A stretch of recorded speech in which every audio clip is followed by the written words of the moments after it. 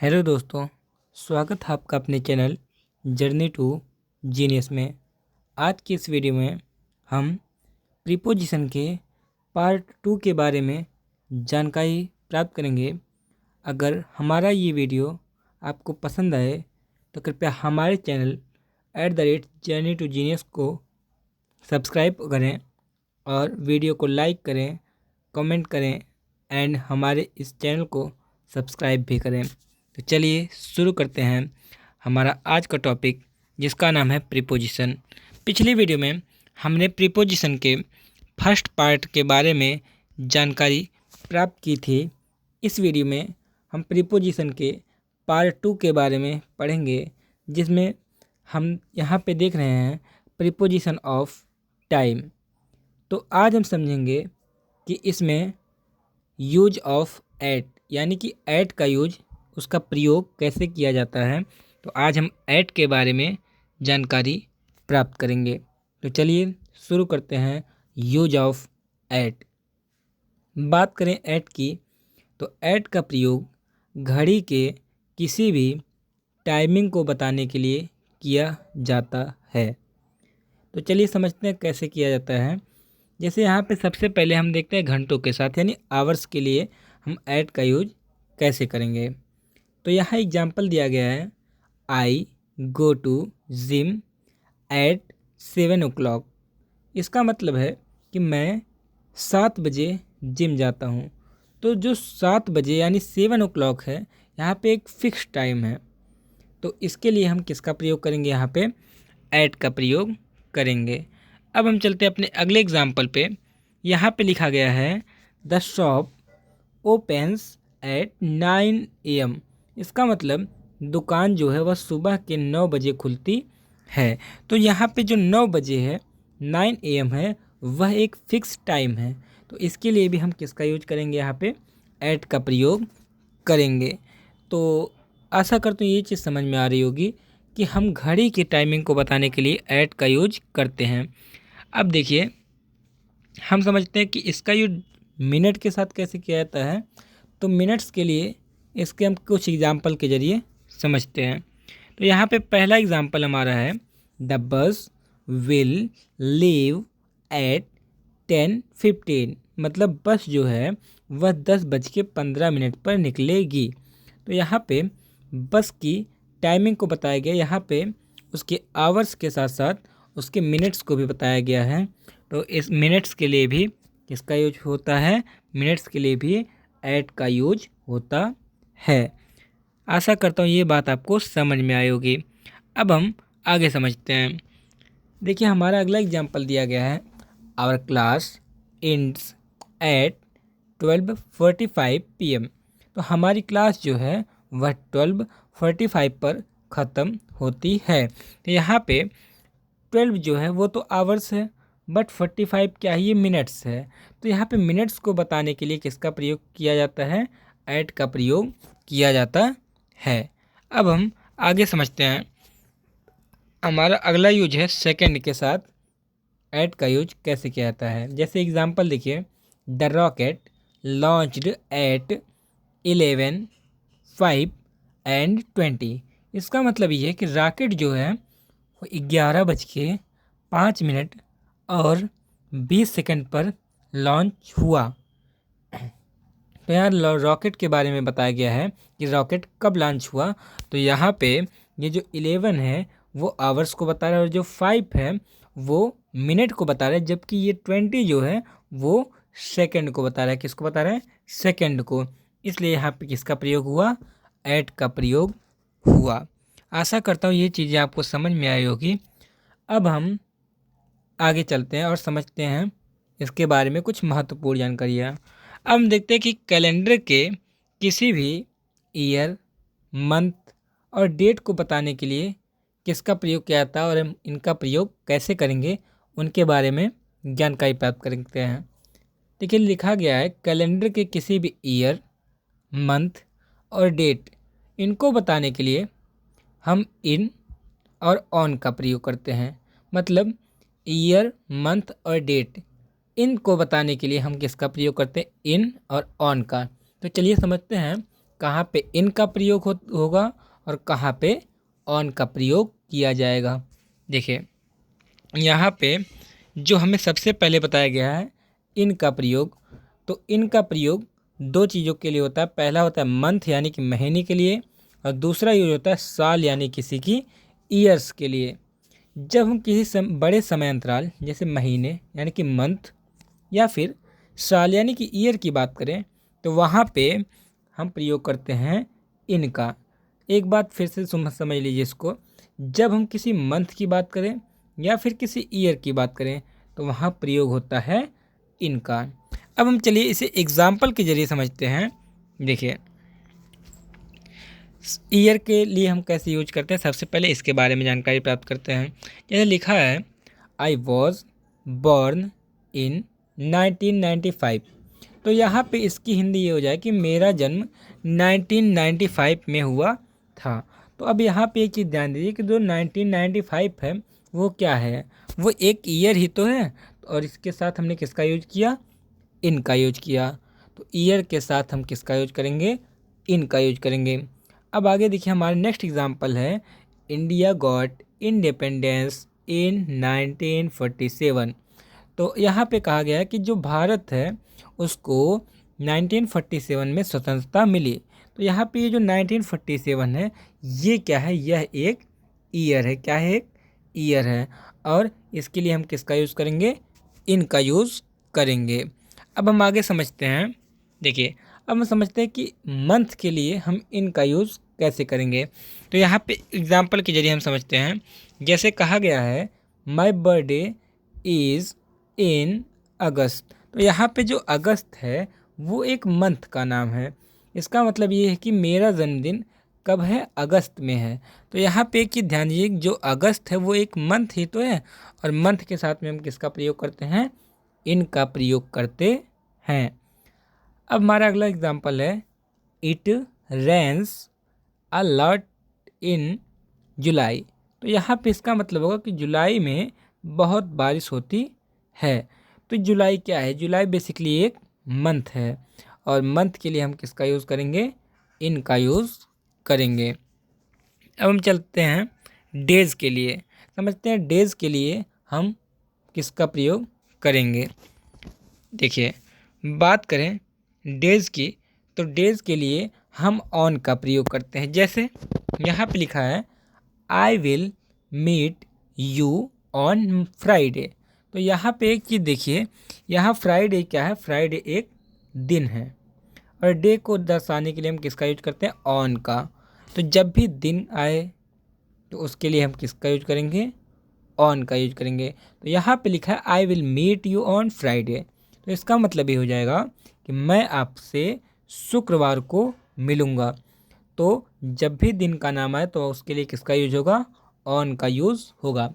एक एग्जांपल और देखिए, जैसे we do not work on Sundays, यानी हम रविवार को काम नहीं करते हैं। यहाँ पे क्या देखिए, यहाँ पे क्या है, संडे, संडे, और संडे क्या है, एक दिन है। इसके लिए हम किसका यूज करेंगे, ऑन का यूज़ करेंगे। अब हम चलिए आगे समझते हैं। हम तारीखों के लिए भी ऑन का यूज करते हैं। जब भी हमें कैलेंडर में डेट बतानी होती है यानी कि तारीख बतानी होती है, तो वहाँ भी हम किसका प्रयोग करते हैं, ऑन का प्रयोग करते हैं। चलिए इसे एग्जाम्पल के जरिए समझते हैं। देखिए पहला एग्जाम्पल है इंडिया बिकेम इंडिपेंडेंट ऑन 15 अगस्त 1947। अब ये क्या है, बेसिकली 15 अगस्त 1947 ये एक तिथि यानी कि तारीख ही तो है, डेट ही तो है, और इसके लिए हमने क्या यूज़ किया, ऑन का यूज़ किया। तो इसके लिए किसका यूज हो जाएगा, ऑन का यूज़ होगा। अब हम चलते हैं अपने अगले एग्जाम्पल पे। लिखा है the exam is not sorry the exam is on the 10th of October. तो यहाँ पे मंथ की बात हुई है, और एक यहाँ पे हमें बताया गया कि डेट उसकी क्या है। तो इसके लिए हम किसका यूज़ करेंगे, ऑन का यूज करेंगे। तो जब हमें तारीख बताई गई हो तो उसके लिए हम किसका यूज करते हैं, ऑन का प्रयोग करते हैं। अब हम कुछ प्रैक्टिस करते हैं कुछ क्वेश्चंस की। देखिए यहाँ पे सबसे पहला हमें दिया गया है the class will be held, उसके बाद डैश, फिर मंडे। तो यहाँ पे देखिए हमें यहाँ पे पूरा सेंटेंस पढ़ने की कोई ज़रूरत ही नहीं है। लास्ट में क्या है, लास्ट में मंडे, जो क्या है, जो एक डे है। डे का मतलब एक दिन है, और डे के लिए हम किसका यूज़ करेंगे, ऑन का यूज़ करेंगे। तो आशा करता हूँ ये चीज़ें आपको समझ में आ रही होगी। अब हम अपने अगले सेंटेंस पे चलते हैं। जैसे लिखा है the first Olympic games held in 1925। 1925 क्या है, ये बेसिकली एक ईयर है। 1925 क्या है, एक ईयर है। तो इसके लिए हम किसका यूज करेंगे, इन का यूज करेंगे। अब हम चलते हैं अपने अगले प्रैक्टिस क्वेश्चंस की तरफ। जैसे यहाँ पे तीसरे में कहा गया है my teacher said I will see you at 3 o'clock। मेरे टीचर ने कहा मैं तुम्हें कितने बजे देखूंगा, 3 बजे देखूंगा। तो यहाँ पे ये क्या है, ये 3 o'clock, ये एक फिक्स टाइम है। इसके लिए हम किसका यूज करेंगे, एट का यूज करेंगे। तो घड़ी के समय को बताने के लिए हम किसका प्रयोग करते हैं, एट का प्रयोग करते हैं। अब नंबर 4 पे देखते हैं I started to prepare for my exam in August. मतलब मैंने अपनी परीक्षा की तैयारी कब शुरू की, अगस्त में की। तो यहाँ पे अगस्त क्या है, एक मंथ है, और इसके लिए हम किसका यूज़ करेंगे, इन का प्रयोग करेंगे। अब देखिए हमारा 5वां एग्जाम्पल है the school will remain closed on Saturday. यहाँ पे सैटरडे क्या है, सैटरडे क्या है, एक डे है, और डे के लिए हम किसका यूज़ करते हैं, ऑन का यूज़ करते हैं। तो आई होप कि ये चीज़ें आपको समझ में आ रही होंगी और सीखने में आपको अच्छा भी लग रहा होगा। अब हम चलते हैं कुछ अपने अगले एग्जाम्पल्स पे। जैसे 6 वाले एग्जाम्पल में कहा गया है the play will be started at 2:30 PM। तो यहाँ पे 2:30 PM बेसिकली क्या है, एक टाइम ही तो है, और टाइम के लिए हमने किसका यूज़ किया, एट का यूज़ किया। अब देखिए 7th नंबर पे है the meeting is scheduled on 3rd June. 3rd जून क्या है, एक डेट ही तो है, और इस डेट को दिखाने के लिए हम किसका यूज़ करेंगे, ऑन का यूज करेंगे। तो जो मीटिंग थी वह कब रखी गई है, वह 3 जून को रखी गई, जो कि एक डेट है, और इसके लिए यहाँ पे किसका प्रयोग हुआ, ऑन का यूज़ होगा। अब हम चलते हैं अपने अगले एग्जाम्पल पे। लिखा है दिस मूवी वॉज रिलीज इन 2003। तो यहाँ पे मूवी के बारे में बताया गया कि यह मूवी जो है वह 2003 में रिलीज़ हुई थी। तो बेसिकली यहाँ पे 2003 ये क्या है, ये एक ईयर है, और हमने बताया था ईयर के लिए हम किसका यूज़ करते हैं, इन का प्रयोग करते हैं। अब हम चलिए इसके आगे समझते हैं आगे की स्टोरी, इसमें क्या क्या है। देखिए अब हम प्रीपोजिशन ऑफ प्लेस में हम पढ़ने वाले हैं यूज़ ऑफ इन। किसका यूज़ पढ़ने वाले हैं, यूज़ ऑफ इन, यानी कि इन का प्रयोग कैसे होता है। देखिए जो इन का मतलब होता है, इनका मतलब होता है के अंदर, किसी बड़े स्थान के लिए। जैसे मान के चलिए कोई, आप कहीं पे बैठे हुए हैं और किसी चीज़ के चारों तरफ आपको कोई चीज़ कवर की गई है, तो वो क्या है, वो प्लेस जो होगा वहाँ पे इन का यूज होगा। जैसे जब हम किसी बड़े एरिया जैसे शहर या देश या कमरे के अंदर की बात करते हैं, तो वहाँ पे किसका प्रयोग होता है, वहाँ पे इन का प्रयोग होता है। अब हम इसे एग्जाम्पल यानी उदाहरणों के जरिए समझते हैं, तो ये चीज़ें आपको क्लियरिटी मिलेगी। चलिए हम समझते हैं। देखिए एग्जाम्पल में लिखा है I am in the room. तो I am in the room, तो देखो व्यक्ति जो है, जो आदमी है, वो क्या है, वह रूम के अंदर है, यानी रूम जो है उसको चारों ओर से कवर किया है। तो यानी कि जब हम कहीं पे खड़े हों और वो चीज़, कोई चीज़ हमें चारों ओर से कवर करती हो, तो वहाँ हम यूज़ करते हैं इन का। तो यहाँ पे आई एम इन द रूम, इसकी हिंदी जाएगी मैं कमरे में हूँ। तो कमरे के लिए हम किसका यूज करेंगे, इन का प्रयोग करेंगे। अब हम अपने अगले एग्जाम्पल पे चलते हैं। जैसे ही लिव्स इन इंडिया, तो वह भारत में रहता है। अब यहाँ पे बताइए भारत क्या है? भारत एक कंट्री है और वो बहुत बड़ा एरिया है, उसके लिए भी किसका यूज़ होगा? इन का प्रयोग हुआ। Next example, the book is in the bag. तो यहाँ पे देखिए किताब जो है वो कहाँ पे? वो बैग के अंदर है, यानी बैग में है। तो यहाँ पे किसका प्रयोग हुआ? इन का यूज़ होगा। आशा करता हूँ ये चीज़ें आपको समझ में आई होंगी। और हम आगे समझते हैं ऐट का क्या यूज़ होता है। अब हम समझते हैं ऐट का यूज और क्या होता है। तो ऐट का यूज जो होता है वो छोटे या किसी खास प्लेस के लिए किया जाता है, या फिर किसी स्पेसिफिक लोकेशन के लिए किया जाता है। जैसे जब हम किसी छोटे या स्पेसिफिक जगह की बात करते हैं, जैसे स्कूल हुआ या फिर बस स्टॉप हुआ, किसी घर का एड्रेस या फिर पता हुआ, तो उसके लिए हम प्रयोग करते हैं ऐट का। किसका प्रयोग करते हैं? ऐट का प्रयोग करते हैं। इससे हम कुछ एग्जाम्पल के जरिए समझने का प्रयास करते हैं तो हमें और अच्छी क्लियरिटी होगी। जैसे आई एम एट स्कूल, तो यहाँ पे इसका मतलब हो जाएगा कि मैं कहाँ पे हूँ? स्कूल में हूँ। तो स्कूल क्या है? स्कूल बेसिकली एक लोकेशन है। क्या है? एक लोकेशन है। तो किसी भी जगह को दिखाने के लिए किसका यूज होता है? ऐट का यूज होता है। अब देखिए he is eight the bus stop. अब देखिए बस स्टॉप क्या है? एक प्रकार का लोकेशन है। तो जब भी हमें किसी लोकेशन को पता बताना हो तो उसके लिए हम किसका यूज़ करते हैं? उसके लिए हम यूज़ करते हैं ऐट का। किसका यूज़ करते हैं? ऐट का। तो बस स्टॉप यहाँ पे क्या है? एक लोकेशन है तो है, जैसे वह बस स्टॉप पर है तो he is eight the bus stop. उसी प्रकार सेम थर्ड वाला है, she is at the home, यानी कि वह घर पर है। इसका मतलब ये नहीं वह घर के ऊपर है, वह घर के अंदर है। बात समझ में आई? अब हम कुछ प्रैक्टिस करते हैं क्वेश्चंस के जरिए और इन्हें समझने का प्रयास करते हैं। देखिए देखिए प्रैक्टिस टाइम में हमारा जो पहला सेंटेंस है उसमें बताया गया है my brother is currently staying in a small village near Shimla. तो यहाँ पे क्या है? शिमला में एक छोटा सा विलेज है और वहाँ पे मेरा भाई करेंटली क्या है? रह रहा है। तो अब यहाँ पे कि देखिए शिमला और उसके अंदर भी एक छोटा सा गांव है और उसमें आप रह रहे हो, तो वह आप क्या हो? आप चारों तरफ से कवर ही तो हो।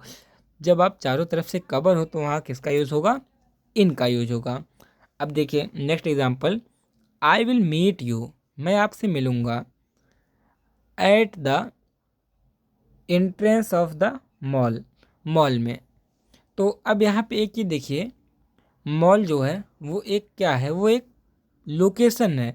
तो इसके लिए हम किसका यूज़ करेंगे? ऐट का। उसी प्रकार तीसरा एग्जाम्पल है, she works in a bank in Mumbai. तो वह मुंबई में एक बैंक के अंदर काम करता है, यानी कि बैंक में काम करता है। तो इसके लिए किसका यूज़ होगा? इन का यूज़ होगा। ये चीज़ें आपको समझ में आई होंगी। अब हम चलते हैं कुछ और एग्जाम्पल को समझते हैं। तो जो हमारा चौथा एग्जाम्पल है, there is a fly in the kitchen. तो अब देखिए यहाँ पे कहा गया किचन में क्या है? एक फ्लाई यानी कि एक मक्खी है। तो बताओ जो मक्खी है वह किचन के अंदर है। अब किचन क्या है? किचन के चारों ओर वह घिरी है। तो यहाँ पे किसका यूज़ होगा? इन का यूज़ होगा। अब पाँचवें नंबर पे हमें कहा गया है कि I waited for him at the bus stop an hours. तो यहाँ पे बस स्टॉप क्या है? Bus stop is a location. तो इसके लिए हमने किसका यूज़ किया? ऐट का यूज़ किया। Who is the man in that photo, यानी कि फ़ोटो में जो व्यक्ति है वह कौन है? तो फोटो में है ना, फोटो के अंदर। तो इसका यूज़ कहाँ पे होगा? इन का यूज होगा इसमें। अब हम चलते हैं अपने सेवन्थ एग्जाम्पल पे। हमारा जो सेवन्थ एग्जाम्पल है, there was a lot of traffic at the cross roads. तो यहाँ पे क्रॉस रोड्स बेसिकली क्या है? वो एक लोकेशन ही तो है। तो उसके लिए हम किसका यूज़ करते हैं? ऐट का प्रयोग करते हैं। अब हम अपने लास्ट एग्जाम्पल पे चलते हैं। जैसे लिखा गया है, my keys were in my pocket all along. तो अब यहाँ पे देखिए पॉकेट क्या है, एक चारों ओर से कवर किया, किसको कवर किया, की को। तो जब चारों ओर से कवर किया है यहाँ पे किसका यूज़ होगा, इन का यूज़ होगा। तो आशा करता हूँ ये चीज़ें आपको समझ में आई होगी। अब हम समझते हैं यूजेस ऑफ ऑन के बारे में कि ऑन का क्या क्या यूज होता है। देखिए अगर आपको ग्रामर को अच्छे तरीके से क्लियर करना है तो इसके लिए आप एक ही वीडियो को 2 बार देखिए, 3 बार देखिए, इससे आपको और अच्छे से क्लियरिटी होगी। अब कुछ लोग करते हैं कि मतलब एक बार पढ़ लेते हैं उसके बाद फिर रख देते हैं, तो इससे क्लियरिटी नहीं मिलने वाली है। तो आप किसी भी चीज़ को, जब भी आप किसी चीज़ की अगली क्लास लेने जाएं तो वहाँ पे उसको रिवाइज़ कर लिया करें। तो जब भी आप रिवाइज़ करेंगे तो उस चीज़ में आपकी क्लियरिटी और अच्छी हो जाएगी। तो अब हम चलते हैं, समझते हैं किसके बारे में, ऑन के बारे में कि ऑन का यूज़ कैसे कैसे होता है और कहाँ कहाँ पे किया जाता है। लिखा है जब कोई चीज़ किसी सतह को छू रही हो यानी कि टच कर रही हो तब हम वहाँ ऑन का यूज़ करते हैं। जैसे फॉर एग्ज़ाम्पल यहाँ पे लिखा गया है दिस न sorry the book is on the table. तो जो बुक है वो क्या है, टेबल पर है। तो अब यहाँ पे एक चीज़ देखिए, जो टेबल है और उसके ऊपर बुक रखी है, तो यहाँ पे जो टेबल की सरफेस है और बुक की सरफेस है वो एक दूसरे को आपस में क्या कर रही है, टच कर रही है। तो इसलिए यहाँ पे किसका यूज़ होगा, ऑन का। जब कोई चीज़ किसी सतह को छू रही हो तो वहाँ किसका यूज होगा, वहाँ यूज़ होगा ऑन का। अब हम चलते हैं अपने अगले एग्जाम्पल पे। लिखा गया है there is a clock on the wall, यानी कि दीवार पर एक क्या है, घड़ी है। तो दीवार जो है उसकी सतह पर क्या लगी है, एक घड़ी लगी है। तो यहाँ भी किसका यूज़ होगा, ऑन का यूज होगा। अब हम समझते हैं इसके आगे। देखिए लिखा है he is sitting on the floor, तो यानी कि वह फर्श पर बैठा है। देखिए कोई व्यक्ति है वह फर्श के ऊपर बैठा है, तो इसका मतलब जो फ्लोर है, जो फर्श है, उसका जो सरफेस होगा वो उस व्यक्ति से टच होगा। तो जब किसी भी चीज़ को टच करते हैं या फिर किसी भी सरफेस को टच करते हैं तो वहाँ किसका यूज़ होता है, ऑन का यूज़ हो जाता है। अब हम देखते हैं ऑन का और क्या यूज होता है। इमारत की किसी खास मंजिल की बात करने के लिए भी हम किसका यूज करते हैं, ऑन का यूज करते हैं। फॉर एग्ज़ाम्पल जैसे मैंने कहा my office is on the 3rd floor, मेरा ऑफिस कहाँ है, वो 3री मंजिल पर है। तो यहाँ पे हमने 3rd फ्लोर को बताने के लिए किसका यूज किया, ऑन का यूज़ किया। तो एक बात आपने समझ ली कि जब भी हम किसी इमारत के किसी खास मंजिल यानी कि स्पेसिफिक फ्लोर की बात करें तो वहाँ किसका यूज़ होगा, वहाँ यूज़ होगा ऑन का। अब और एग्जांपल समझते हैं कि ऑन का यूज कहाँ कहाँ पे किया जाता है। देखिए दिशा या फिर किसी किनारे के लिए, जैसे दाएं या फिर बाएं या फिर किसी किनारे को बताने के लिए। फॉर एग्ज़ाम्पल जैसे मैंने कहा the shop is on the left, मतलब जो दुकान है वो बाईं ओर है। तो यहाँ पे लेफ्ट ये क्या था, इस जगह को बताने के लिए हम किसका यूज़ करेंगे, ऑन का प्रयोग करेंगे। जब भी हम किसी दिशा को बताएं कि वह कहाँ है, लेफ्ट में है या फिर राइट में है या फिर किसी चीज़ के किनारे है, कॉर्नर पे है, उसके लिए हम किसका यूज करते हैं, ऑन का प्रयोग करते हैं। और एग्जाम्पल देखिए लिखा है the city is located on the coast, मतलब जो शहर है वह कहाँ पे स्थित, कोस्ट मतलब यानी कि शहर जो है वो तट पर स्थित है। तो एक चीज़ जान लो, यहाँ पे जो तट है यानी कोस्ट है वो क्या है, उसकी स्थिति वहाँ के बारे में बताया गया है कि वह किस जगह पे स्थित है, यानी शहर जो है वह कहाँ पे लोकेटेड है। तो आशा करता हूँ ये बात आपको समझ में आई होगी। यहाँ पे किसका यूज होगा, यहाँ पे यूज़ होगा ऑन का। अब हम अपने चौथे यूज के बारे में समझते हैं। लिखा गया है सार्वजनिक प्लेस, जैसे सार्वजनिक जो परिवहन होते हैं, जो व्हीकल होते हैं जैसे बस, ट्रेन या फिर प्लेन या फिर बड़े जहाज़ों के लिए ऑन का यूज होता है। एक बार फिर समझ, जैसे जो सार्वजनिक परिवहन होते हैं जैसे बस हुआ, ट्रेन हुआ, प्लेन या फिर बड़े जहाज जो होते हैं उनके लिए किसका यूज होता है? ऑन का यूज होता है। फॉर एग्ज़ाम्पल जैसे मैंने कहा I M on the bus, तो इसकी हिंदी होगी कि मैं बस में हूँ। तो यहाँ पे बस क्या है? बस एक सार्वजनिक परिवहन है, तो इसके लिए हमने किसका यूज किया? ऑन का यूज किया। तो किसी भी सार्वजनिक परिवहन के लिए भी हम किसका यूज करते हैं? ऑन का यूज करते हैं। जैसे मैंने कहा she is on a plane, she is on a plane, तो प्लेन यानी कि एक हवाई जहाज, और हवाई जहाज क्या एक व्हीकल ही तो है जिससे सब लोग जाते हैं। तो इसके लिए भी हमने किसका यूज़ किया? ऑन का। अब एक महत्वपूर्ण बात जो कि आप सभी के लिए इम्पोर्टेंट है, देखिए लिखा गया है नोट में, जो छोटी गाड़ियाँ होती है, छोटी गाड़ियाँ जैसे कार या फिर टैक्सी, इन सभी के लिए इन का यूज किया जाता है। किसका यूज किया जाता है? इन का प्रयोग होता है। जैसे जो छोटी गाड़ियाँ होती हैं उनके लिए हम किसका यूज़ करते हैं? उनके लिए हम यूज़ करते हैं इन का। बात समझ में आई? अब हम चलते हैं अपने पाँचवें यूज की तरफ। पांचवा यूज क्या होता है? जैसे पांचवा यूज जो होता है वह इलेक्ट्रॉनिक उपकरणों के लिए होता है, यानी कि जो इलेक्ट्रॉनिक उपकरण होते हैं जैसे टीवी, रेडियो या फिर फ़ोन, इन सभी के लिए हम किसका यूज करते हैं? ऑन का यूज करते हैं। जैसे मैंने कहा I watched the news on TV, मैंने जो न्यूज़ देखी वह कहाँ पे देखी? टीवी पर देखी। तो टीवी क्या है? बेसिकली एक इलेक्ट्रॉनिक उपकरण है, तो इसके लिए हम किसका यूज करेंगे? ऑन का यूज़ करेंगे। मैंने अगला एग्जांपल यहाँ पे बताया है he is on the phone, वह फ़ोन पर है, यानी कि वह फ़ोन पर बात कर रहा है या फिर फ़ोन पर है। तो यहाँ पे फ़ोन क्या है? वो भी तो एक इलेक्ट्रॉनिक डिवाइस है, तो उसके लिए भी हम किसका यूज़ करेंगे? ऑन का प्रयोग करते हैं। अब हम समझते हैं इसका यूज। अब हम समझते हैं यूजेज ऑफ विथ, यानी कि विथ का कहाँ कहाँ पे प्रयोग किया जाता है।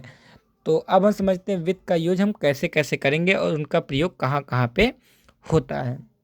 देखिए विथ का जो सबसे पहला प्रयोग होता है वो संवेदना यानी कि सेंसेशन के रूप में होता है। संवेदना या सेंसेशन के लिए विथ का प्रयोग किया जाता है। और सेंसेशन होती क्या है, पहले हम इसके बारे में समझते हैं। जब हमारे शरीर को कुछ महसूस होता है यानी फीलिंग होती है, जैसे ठंड या फिर गर्मी, दर्द या फिर कांपना हमारा शरीर, तब हम उसके लिए विथ का इस्तेमाल करते हैं। यानी जब हमें कोई संवेदना व्यक्त करनी होती है या फिर सेंसेशन बताना होता है, तो उसके लिए हम किसका प्रयोग करते हैं? विथ का प्रयोग करते हैं। एग्जाम्पल के जरिए आपको और अच्छी क्लियरिटी मिलेगी। चलते हैं एग्जाम्पल की तरफ। देखिए लिखा है ही वॉज शिविंग विथ कोल्ड, तो यहाँ पे इसका मतलब हो जाएगा कि वह जो है ठंड के कारण काँप रहा है। तो अब यहाँ पे कि देखिए लिखा है ही वॉज शिविंग विथ कोल्ड, तो वह ठंड जो है उसके कारण काँप रहा है। तो यहाँ पे कोल्ड क्या है? कोल्ड बेसिकली एक प्रकार का क्या बोलते हैं, सॉरी एक सेकेंड, कोल्ड जो है एक प्रकार का सेंसेशन ही तो है, संवेदना ही तो है। उसके लिए हम किसका यूज करते हैं? विथ का यूज करते हैं। यहाँ पे कोल्ड है एक प्रकार का सेंसेशन है, उसके लिए हम किसका यूज करेंगे? विथ का यूज करेंगे। अब हम चलते हैं अपने अगले एग्जाम्पल पे। तो हमारा जो अगला एग्जाम्पल था, सॉरी देखिए हमारा जो दूसरा यूज है भावना या फिर किसी फीलिंग यानी कि इमोशंस को दिखाने के लिए भी हम किसका यूज करते हैं? विथ का यूज करते हैं।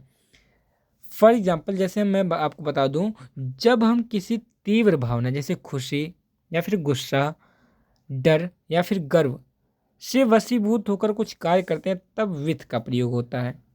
फॉर एग्जाम्पल देखिए लिखा गया है दे जंप्ड, वे कूदे with Joy after winning the match, वह मैच जीतने के बाद वे खुशी से क्या हुए? उछल पड़े। तो यहाँ पे एक चीज़ देखिए, यहाँ पे क्या है? विथ लगा है। क्यों? क्योंकि यहाँ पे इमोशंस की बात की जा रही है कि वह जो है जॉय यानी कि खुशी के कारण उछल पड़े। तो जॉय क्या है? एक प्रकार का इमोशन यानी कि उसकी भावना है। अब हम चलते हैं अपने अगले एग्जाम्पल पे। अगले एग्जाम्पल में कहा गया हिज आइज, जो उसकी आंखें हैं, वेयर रेड, वो लाल थी, विथ एंगर, गुस्से से। तो उसकी आंखें जो थी वो गुस्से से लाल थी। गुस्सा, यहाँ पे एंगर क्या है? एंगर क्या है? एक इमोशन है, भावना है। उसके लिए हमने किसका यूज कर दिया? विथ का। तो जब भी हमें इमोशन की बात करनी हो या फिर सेंसेशन यानी कि संवेदना को दिखाना हो, तो उसके लिए हम किसका यूज करते हैं? विथ का प्रयोग करते हैं। अब यहाँ पे हम कुछ अपवादों की बात कर लेते हैं, कुछ एक्सेप्शंस क्या क्या हैं। देखिए, अब यहाँ पे हमें बताया गया कि महत्वपूर्ण अपवाद और उन पर ध्यान देने वाली प्रमुख बातें क्या क्या हैं। कुछ भावनाओं के साथ हम इनका प्रयोग करते हैं, विथ का नहीं। मतलब कुछ भावनाएं ऐसी होती हैं जहाँ पे विथ का प्रयोग हम ना करके हम किनका प्रयोग करते हैं? इनका प्रयोग करते हैं।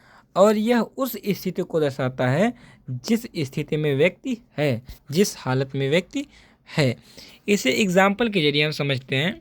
देखिए, जैसे लिखा है शी इज इन पेन, वह क्या है? वह दर्द में है। तो यहाँ पे व्यक्ति की हालत को बताया गया है कि वह किस चीज़ में? पेन में है, यानी कि दर्द में है। तो यहाँ पे हम किसका यूज करेंगे? इनका, क्योंकि यहाँ पे कंडीशन दिखाई गई है व्यक्ति की।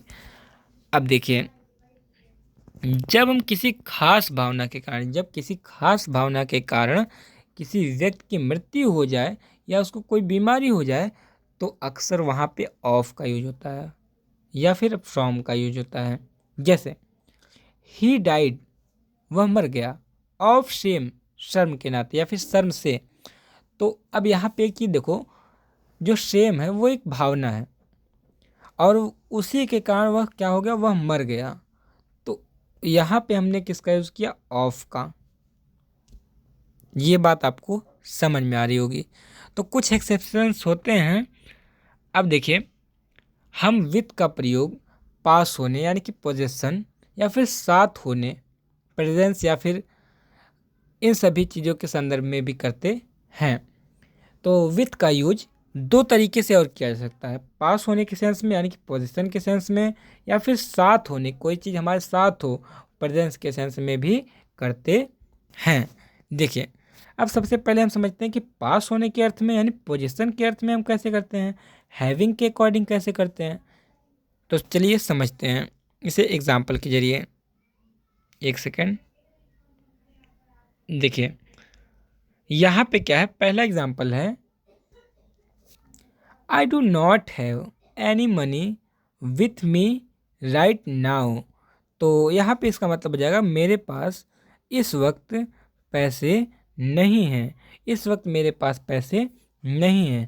तो यहाँ पे आप क्या चीज़ समझे? यहाँ पे आपने चीज़ देखी, यहाँ पे पोजीशन की बात हुई है, तो इसके लिए हमने किसका यूज़ किया? विथ का प्रयोग किया। अब हम आगे समझते हैं। देखिए, साथ होने के अर्थ में यानी कोई चीज़ हमारे साथ में हो, टुगेदर हो, उसके लिए हम किसका यूज करते हैं? उसके लिए भी हम विथ का प्रयोग करते हैं। अब इसे भी हम एग्जाम्पल के जरिए समझते हैं। देखिए, लिखा गया है यह सबसे आम उपयोग है जहाँ एक व्यक्ति या फिर वस्तु दूसरे के साथ मौजूद होती है। जैसे she is staying with her parents, she is staying, वह रह रही है, विथ हर पेरेंट्स, अपने माता पिता के साथ, वह अपने माता पिता के साथ रह रही है। तो वह किसके साथ रह रही है? अपने माता पिता के साथ रह रही है। तो जब किसी के साथ रह रही है तो हम किसका यूज़ करेंगे? विथ का प्रयोग करेंगे। अब हम आगे समझते हैं। यूज ऑफ बाई, इसका यूज करते हैं, बाई का प्रयोग करते हैं। अब यहाँ पे बाई के बारे में क्या बताया गया है? काम के करने के ढंग को बताने के लिए, यानी कि काम जो है वह किस तरीके से किया जा रहा है उसको बताने के लिए हम बाई का प्रयोग करते हैं। इसे हम एग्जाम्पल के जरिए समझते हैं। जैसे मैंने कहा I am talking by phone, मैं फ़ोन पर बात कर रहा हूँ। तो यानी कि हमें काम करने का तरीका बताएगा कि वह कैसे बात कर रहा है, किस तरीके से बात कर रहा है। तो यहाँ पे हम किसका यूज करेंगे? बाई का प्रयोग करेंगे। अब हम आगे चलते हैं। By working hard she passed the exam. तो कठिन परिश्रम करके उसने परीक्षा पास की। तो यहाँ पे एक चीज़ देखिए, उसने कठिन परिश्रम किया, उसके बाद उसने परीक्षा प्राप्त में क्या किया, उसने पास किया। तो यहाँ पे भी हम किसका यूज करेंगे, बाई का यूज करेंगे। अगला देखिए, यहाँ पे यात्रा करने के ढंग को बताने के लिए भी किसका यूज होता है, बाई का प्रयोग किया जाता है। जैसे हमने कहा वी ट्रेवल्ड बाय ट्रेन, हमने ट्रेन से यात्रा की। तो यहाँ पे ये बताने के लिए हमने किस चीज़ से यात्रा की, इसके लिए भी हमने किसका यूज किया, बाई का प्रयोग किया। अगला एग्जाम्पल है she goes to the office by bus, वह बस से ऑफिस जाती है। तो यहाँ पे एक चीज़ बात समझने वाली है कि वह जो है बस से ऑफिस जाती है, तो यहाँ पे भी तो काम करने का ढंग ही तो बताया गया, या फिर एक चीज़ बताया गया कि हम किस चीज़ के जरिए जा रहे हैं। हाँ, तो उसके लिए भी हमने किसका यूज किया, बाई का प्रयोग किया।